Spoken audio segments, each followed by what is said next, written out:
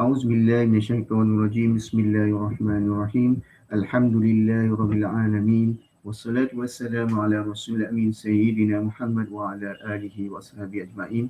Segala puji bagi Allah Tuhan sekalian alam, selawat dan salam ke atas Rasul junjungan ahli keluarga baginda, para sahabat dan seluruh umat sekalian. Pertama sekali saya ingin merakamkan ucapan terima kasih kepada semua murid 5 STEM 2 ataupun kalau ada 5 STEM 3 yang hadir pada kelas online pada malam ini, yang meluangkan masa.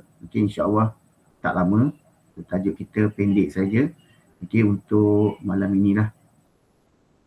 So sebelum kita mulakan kelas, mari sama-sama kita baca doa sebelum belajar. A'udzubillahi minasyaitonirrajim. Bismillahirrahmanirrahim. Allahumma aftah alaina hikmataka wanshur alaina min khazaini rahmatika ya arhamar rahimin. Rabbi israhli sadri wa yassirli amri wahlul 'uqdatan min lisani yafqahu qawli. Amma ba'd. Amin amin ya rabbal alamin. Okey.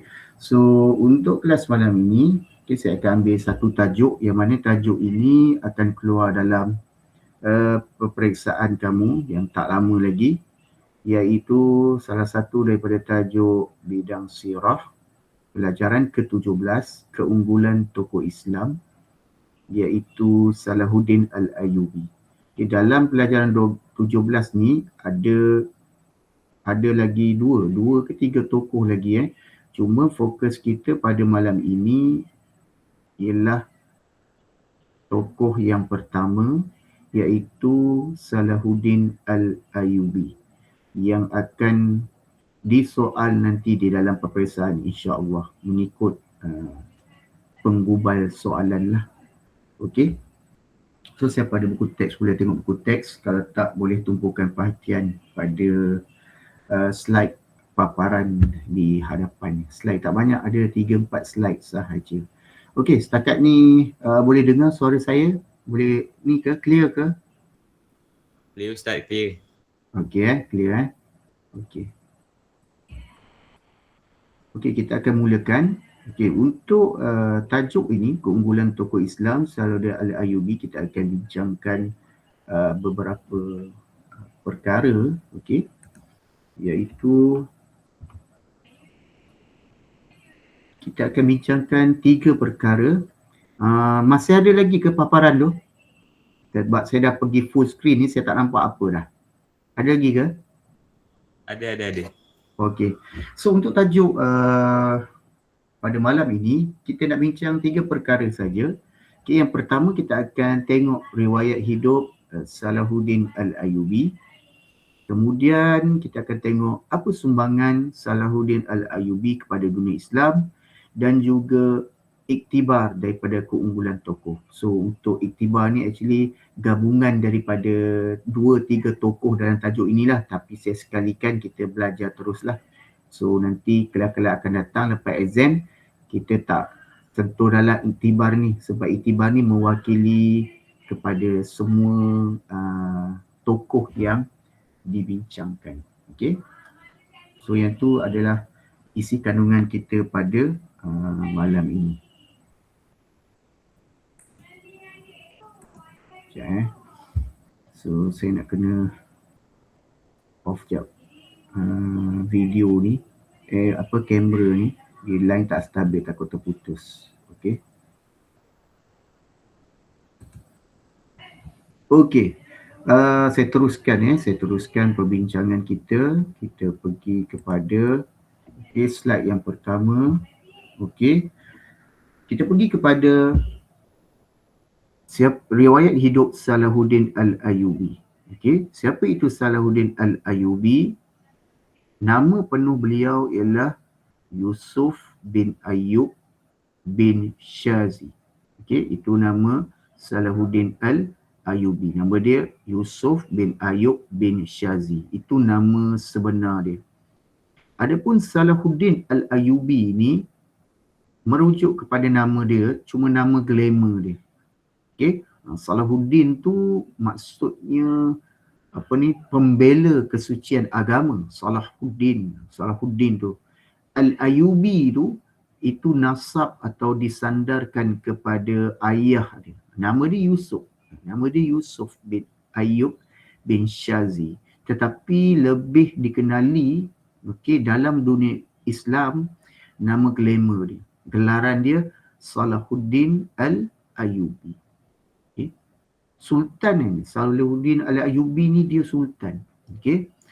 Sultan Salahuddin Al-Ayyubi ni dia dilahirkan pada 532 Hijrah. Di Iraq. Di Iraq, dan meninggal dunia pada 589 Hijrah di Syria. Lahir di Iraq, meninggal di Syria. So umur dia dalam lebih kurang berapa tu dalam 50 something 57 macam tu lah. Jadi apa jawatan dia sewaktu hidup dia? Dia adalah pemerintah bagi kerajaan, nama dia Kerajaan Ayyubiyah. Kalau kamu dah belajar sirah Islam, yang pertama sekali, kerajaan Islam yang pertama, kerajaan yang dipimpin oleh Nabi Muhammad sallallahu alaihi wasallam. Lepas kerajaan Nabi Muhammad diambil alih oleh kerajaan Khulafa Ar-Rashidin yang ada 4 orang tu. Sayyidina Abu Bakar As-Siddiq, Sayyidina Umar Al-Khattab, Sayyidina Uthman bin Ali, Sayyidina Uthman bin Affan dan Sayyidina Ali bin Abi Thalib. Kemudian disambung pula oleh kerajaan Bani Umayyah, kemudian kerajaan Bani Abbasiyah, lepas tu sambung pula kerajaan Uthmaniyah, dan kemudian ada lagi lah kerajaan-kerajaan Islam yang bersambung. Dan sampailah giliran kerajaan yang dipimpin oleh Salahuddin Al-Ayyubi ni, dia memimpin kerajaan Ayyubiyah.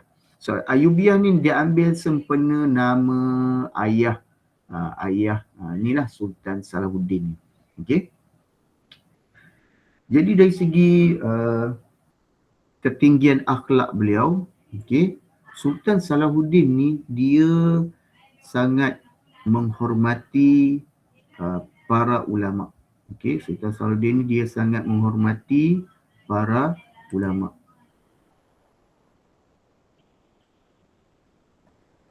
Dan yang kedua,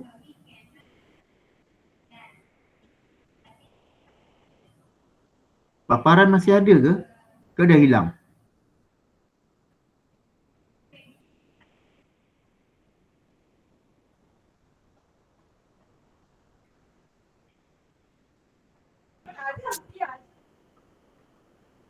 Ada? Ada ke tak? Ada. Ada Okey. Kalau hilang beritahu Okey. Kita kembali balik riwayat hidup dia. Okey, Sultan Salahuddin ni dia lahir dekat Iraq seperti mana yang saya beritahu lah. Di satu bandar namanya Tikrit.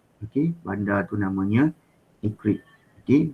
Tikrit tu waktu tu dia macam bandar yang sangat strategik lah. Salah satu bandar dekat, kalau sekarang ni Iraq lah.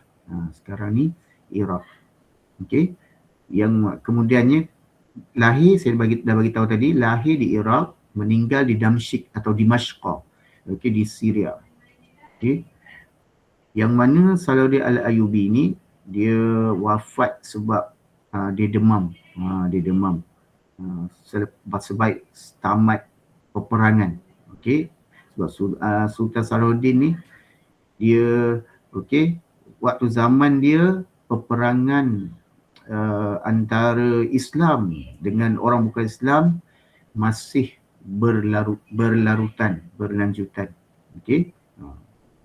Cuma satu fakta yang macam menyentuh hati tentang kematian beliau adalah semasa beliau wafat,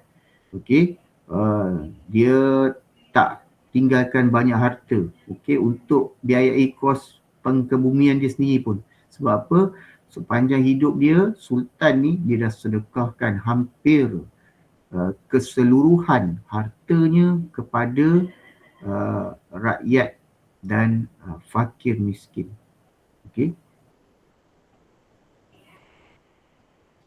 Kalau kita tengok yang tadi tu, poin yang ketinggian akhlak Salahuddin Al-Ayyubi, yang pertama dia menghormati para ulama. Sultan Salahuddin ni walaupun dia sultan, dia sangat mencintai ilmu dan dia selalu mendampingi para ulama serta pakar perundangan Islam. Di mana Sultan Salahuddin ni selalu jemputlah ulama-ulama datang ke istana untuk berbincang tentang urusan agama dan pentadbiran. Jadi sikap low profile Sultan Salahuddin ni terselah apabila beliau memang walaupun sultan, dia bagi tahu dekat ulama-ulama, tegur dia.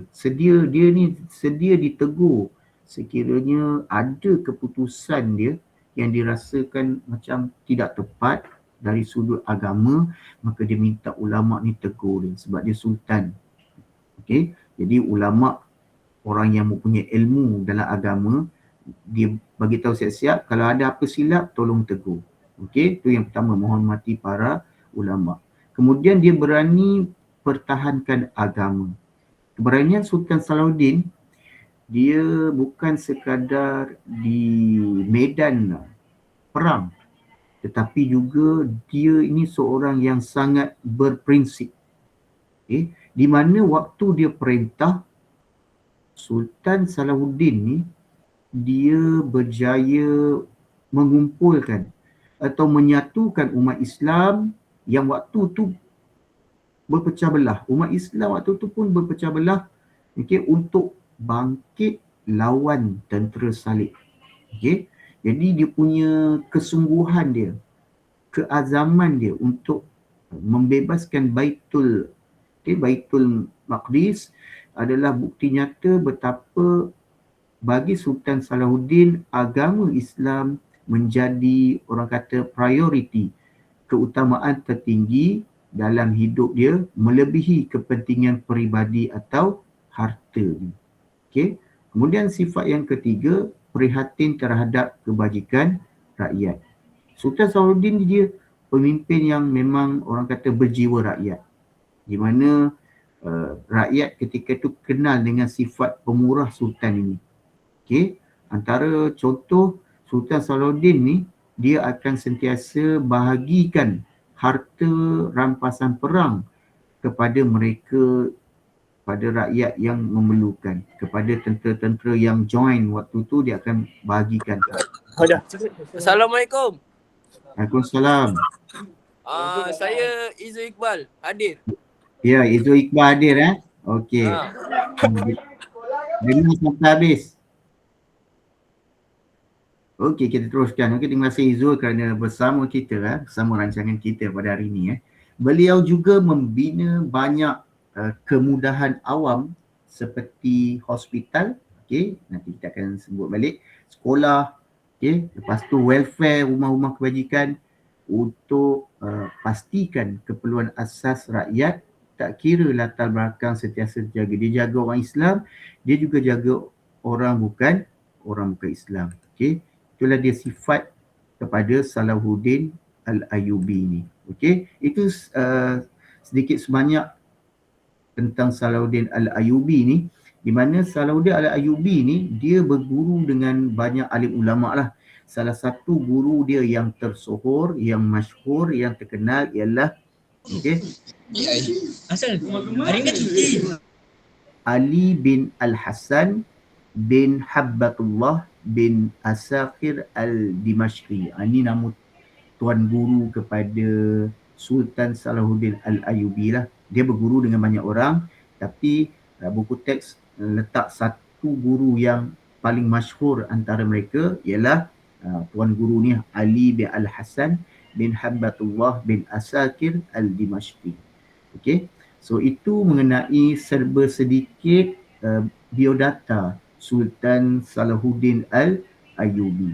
Jadi poin-poin penting ni saya harap awak bukan sekadar baca tapi ingat. Takut dia keluar tentang dia minta kamu senarai.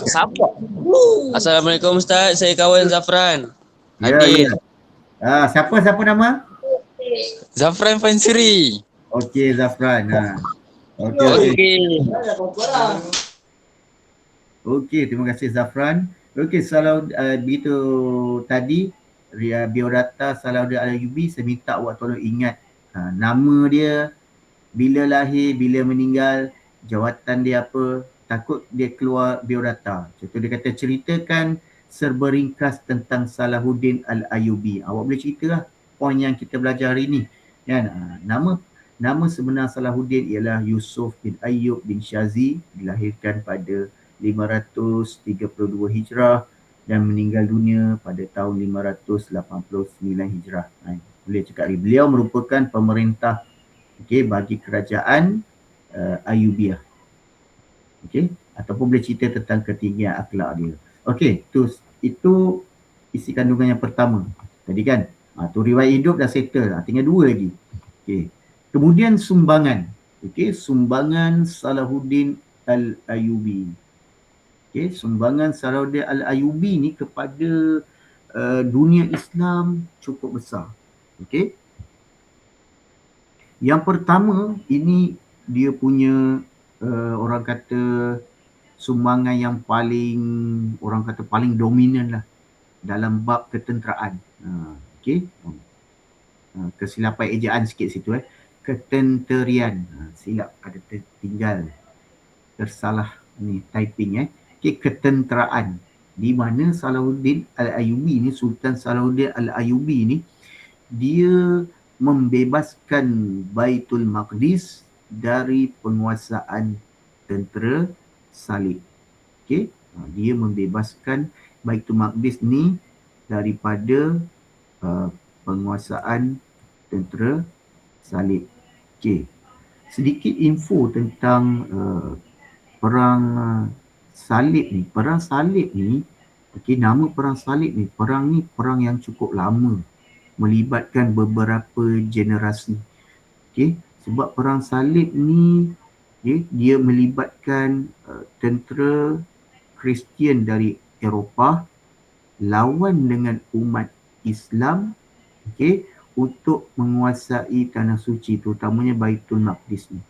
Dalam perang Salib ni ada 3 karakter. Satu tentera Islam, satu lagi Kristian, satu lagi puak Yahudi. So orang Islam, orang Kristian dan Yahudi ni dia berebut nak dapatkan Baitul Maqdis ni. Jadi kenapa berebut? Kenapa orang Islam nak kuasai Baitul Maqdis? Dalam masa sama orang Kristian pun nak, orang Yahudi pun tak nak kalah. Sebab faktor agama pertamanya. Orang Kristian Eropah dia nak ambil balik Baitul Maqdis ni daripada pemerintahan Islam. Sebelum ni Sayyidina Umar dia dah conquer dah tau Baitul Maqdis ni. Dia dah conquer dah Palestin ni.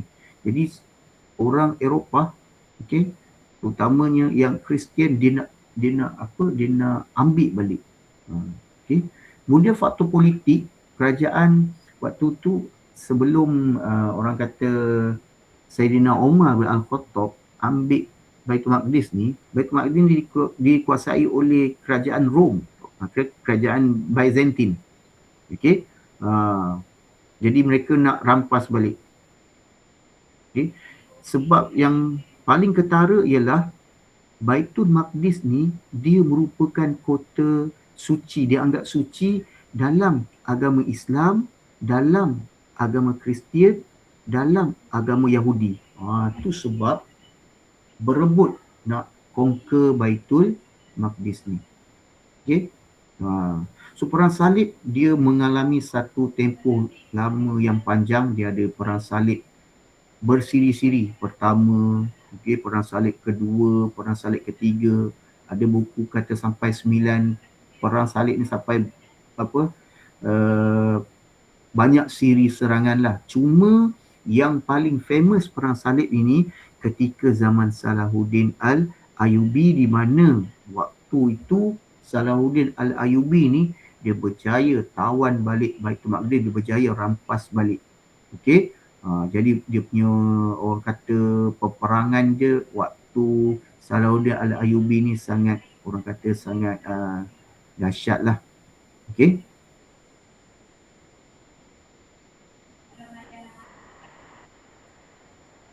Sebelum Salahuddin Ayyubi ni dia buka pintu Baitul Maqdis ni, Baitul Maqdis ni dia diperintah oleh tentera salib. Okey, sebelum diperintah oleh tentera salib. Tentera salib pula dia dapat mana Baitul Maqdis? Dia tumpaskan kerajaan Islam sebelum ni, iaitu kerajaan Fatimiyah.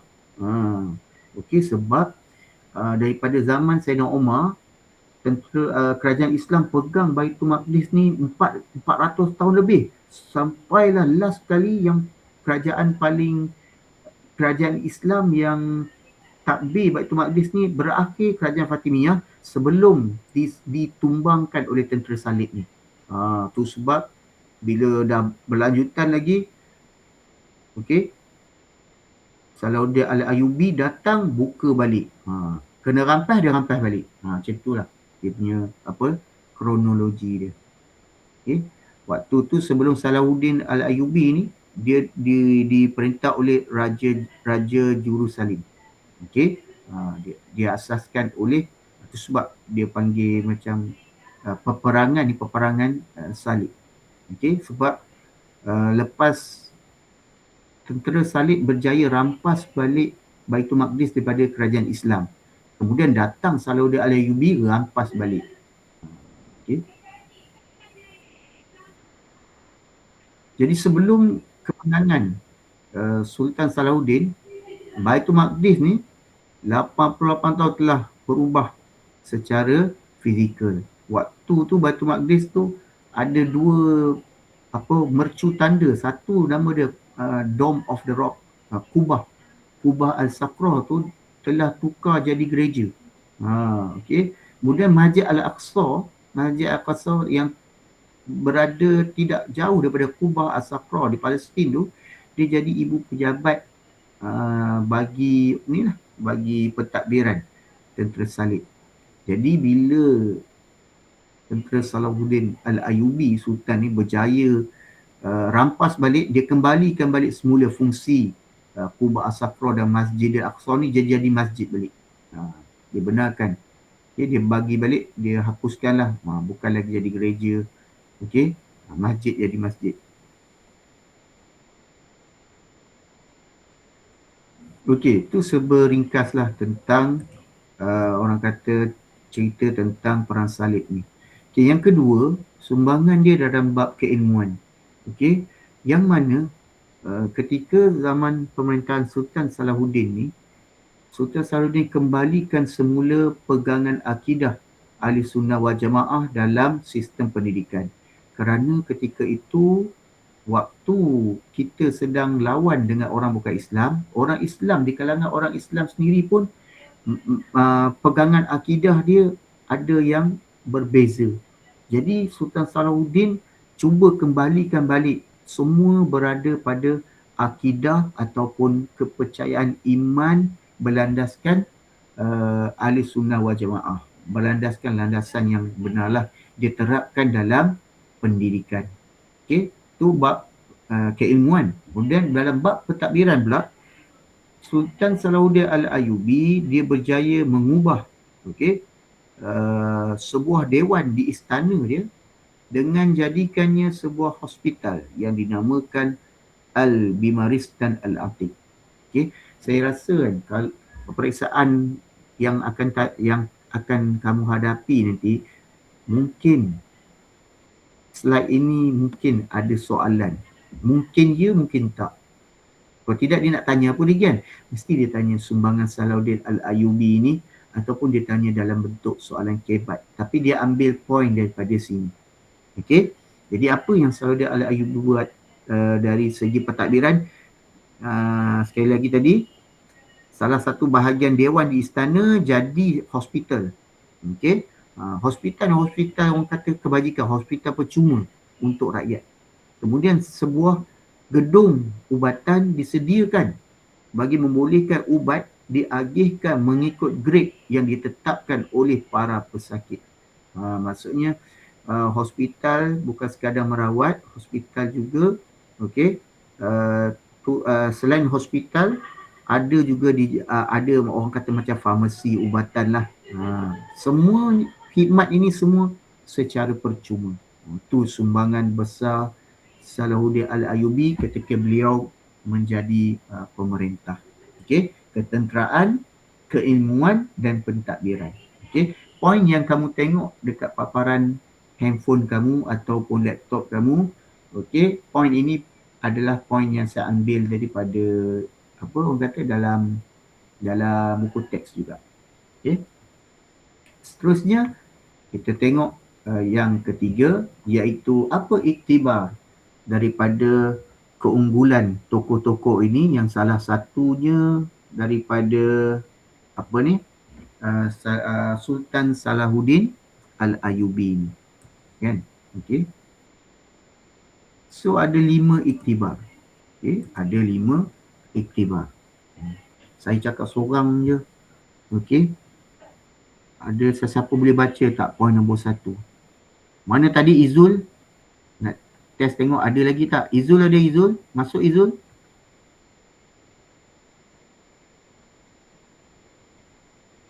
Izul baik. Okey. Ada siapa-siapa boleh bacakan poin nombor 1 tak?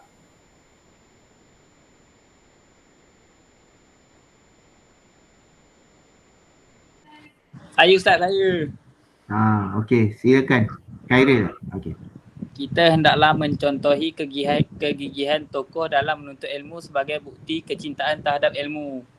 Okey, terima kasih Khairil. Okey, yang pertama iktibar daripada kisah Salahuddin Al-Ayyubi dan juga 2 tokoh lagi yang kita akan belajar.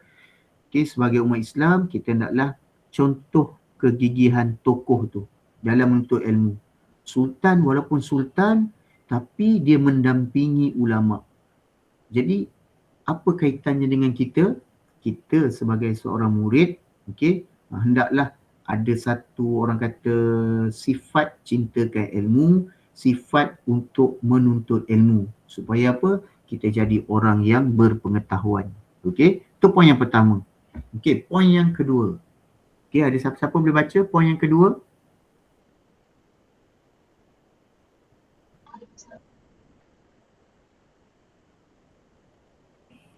Okey, buka mic dan ni. Okey, siapa boleh baca poin yang kedua? Ada dalam buku teks juga.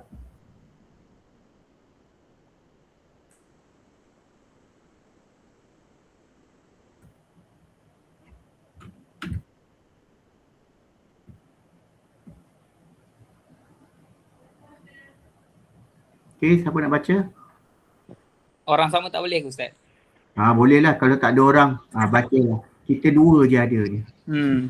Kita hendaklah bersifat cekal menyebarkan dakwah Islamiah agar masyarakat dapat memahami Islam yang sebenar. Okey.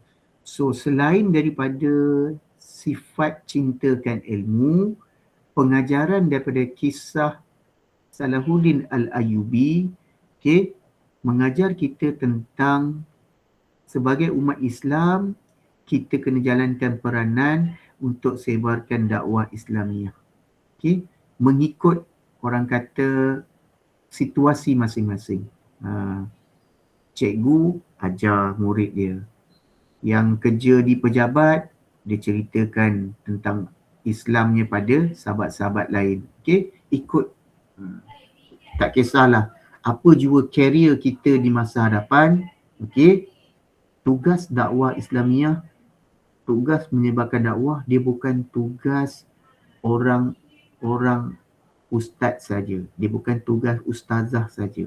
Tetapi ia tanggungjawab semua orang Islam untuk menyebarkan dakwah Islamiah. Okey, tu poin yang kedua yang dia nak sampaikan. Kadang-kadang soalan kebat boleh keluar dekat sini. Jadi kamu standby. Kan? Dekat sini pun boleh jadi soalan kebat. Okey, poin yang ketiga. Okey, siapa nak baca? Ada? Perempuan pula?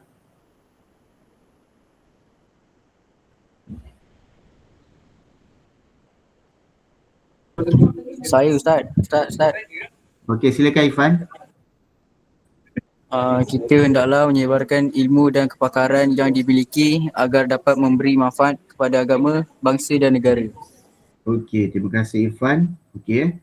Daripada kisah Sultan Salahuddin Al-Ayyubi tadi, bagaimana kita tengok dia juga menyuburkan dalam bidang keilmuan. Sebagaimana kita, bila tak kisahlah pada mana-mana zaman kita ke, zaman akan datang ke, okey, aktiviti menuntut ilmu hendaklah diteruskan. Dan bagi kita yang orang kata ada ilmu pengetahuan, kita kena share ilmu tersebut, terutamanya ilmu tentang agama ni. Okey, tak banyak pun, sikit pun, kalau ia bermanfaat, dia akan jadi saham kita di akhirat. Sesuatu ilmu, terutamanya ilmu agama, kita ajarkan pada orang lain, lalu orang itu amalkan. Okey, pahala akan terus menerus mengalir dekat kita sebagai orang yang ajar dia. Okey, itu sebab jangan kedekut ilmu. Kalau Tuhan anugerahkan kita dengan kecerdasan fikiran, minda, kepala otak kita nombor 1, okey. So kita kongsikan kepakaran kita, kita share ilmu kita pada orang lain. Okey. So poin yang keempat. Okey, ada siapa nak baca poin yang keempat? Saya. Okey. Okey, Aminah silakan. Kita hendaklah berusaha untuk menjadi insan yang lebih berkualiti supaya dapat berbakti kepada masyarakat dan negara.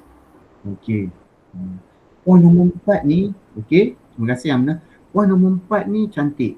Okey. Kalau sesuai, awak masukkan dalam soalan kebat kalau sesuai nombor 4 tu. Kan? Okey. So, bila kita sebagai orang kata apa umat Islam, kita kena put effort. Okey. Cuba jadi seseorang, cuba jadi somebody yang orang kata ada kualiti, yang bermanfaat supaya kita ni berguna kepada agama, bangsa dan negara. Okey, tu point dia nak sampaikan lah dekat situ. Okey. Dan yang terakhir, siapa nak baca? Last? Saya. Okey, Sarah, tadi saya tanya tak respon pun. Tadi mic saya tak boleh buka Ustaz. Sekarang dah boleh dah. Dengar clear sangat ni. Okey, silakan. Kita hendaklah bekerjasama dalam pembangunan negara supaya negara dihormati di peringkat antarabangsa. Okey, itu sebab kita sebagai umat Islam lepas ni kita janganlah jadi sekadar pengguna teknologi. Kita orang Islam kena lead teknologi tu. Sebab sekarang kita tengok orang Islam kebanyakannya lebih kepada kita hanya mengguna teknologi barat. Kan? Kita tak ada orang kata teknologi kita sendiri. Padahal kalau kamu selusuri sejarah sebelum ini, sebelum zaman kita ni, yang menguasai bidang ilmu, yang menguasai bidang sains, bidang kesihatan, bidang ekonomi, semua orang Islam. Tetapi bila zaman bertukar, kekuatan Islam tu dah makin lemah. Jadi tiba giliran untuk kita semua, untuk orang kata jadi pemimpin.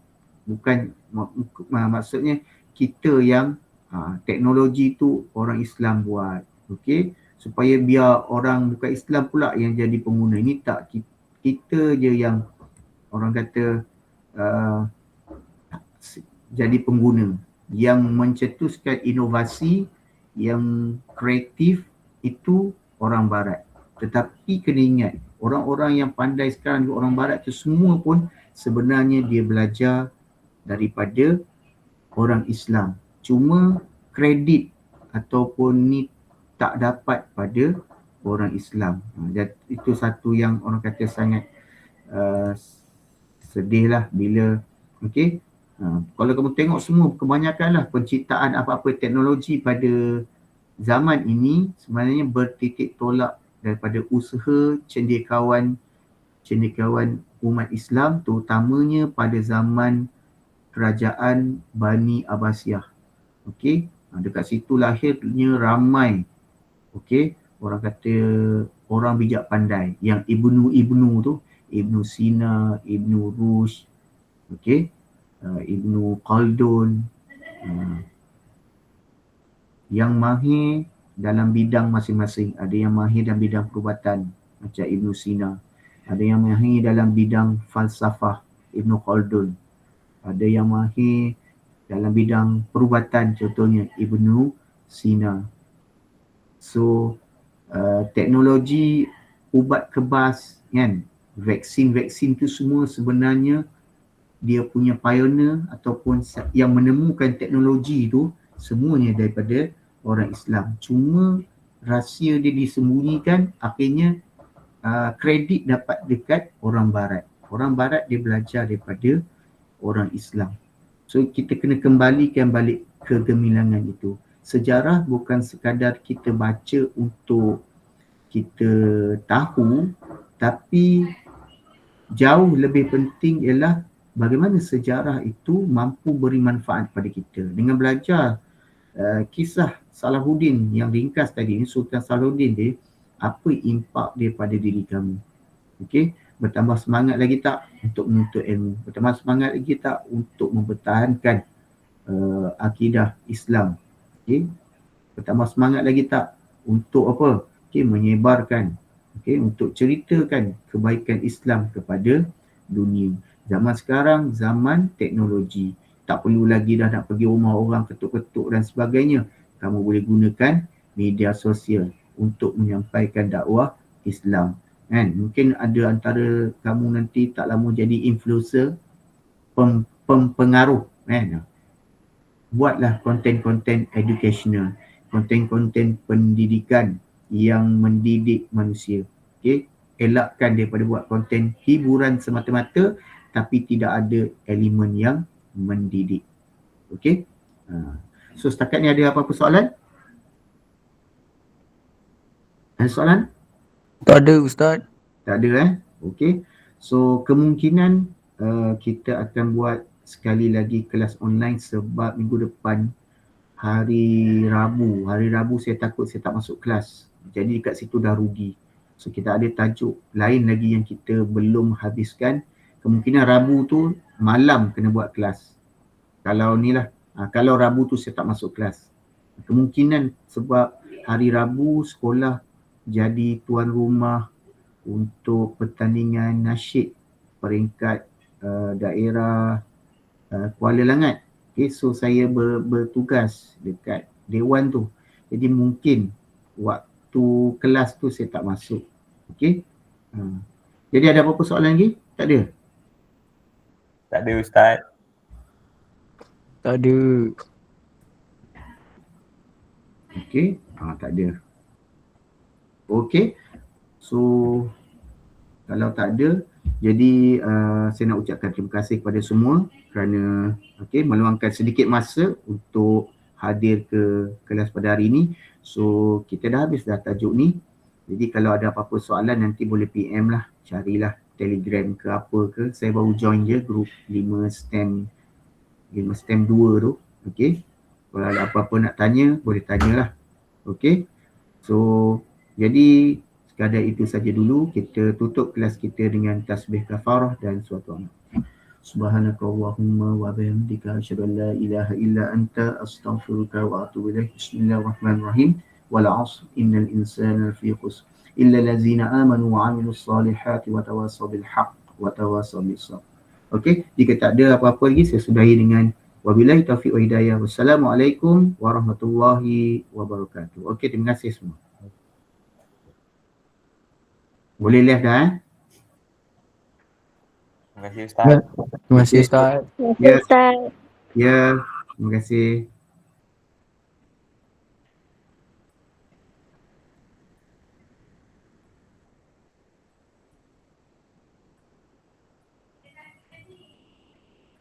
Fazrul ada? Fazrul dengar? Terima kasih Fazrul masuk.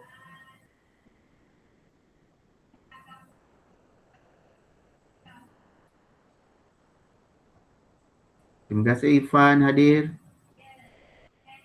Sama Ustaz. Ya.